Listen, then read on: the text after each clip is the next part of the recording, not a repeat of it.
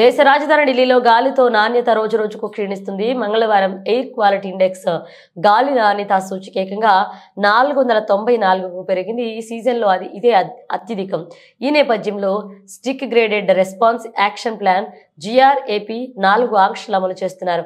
గాలి నాణ్యత సూచి 450కు తగ్గినా సరే తమ అనుమతి లేకుండా ఆంక్షలు ఎత్తివేయవద్దని అధికారులను సుప్రీంకోర్టు ఆదేశించింది. ఢిల్లీలోని పలు ప్రాంతాల్లో ఈ ఉదయం గాలి నాణ్యత సూచి ఏకంగా 500 మార్కును చేరుకోవడం విశేషం. ఈ నేపథ్యంలో ఢిల్లీ ప్రజలు బయటికి రావాలంటేనే భయపడుతున్నారు.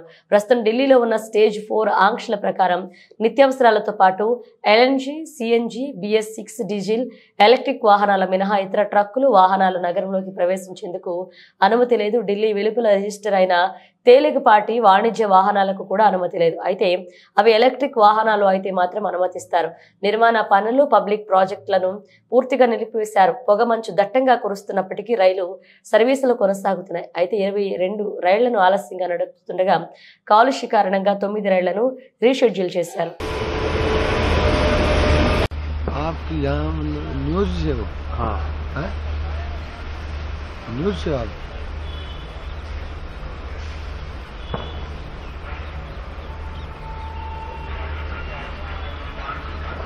नंबर आपको इधर जैसे परमिशन है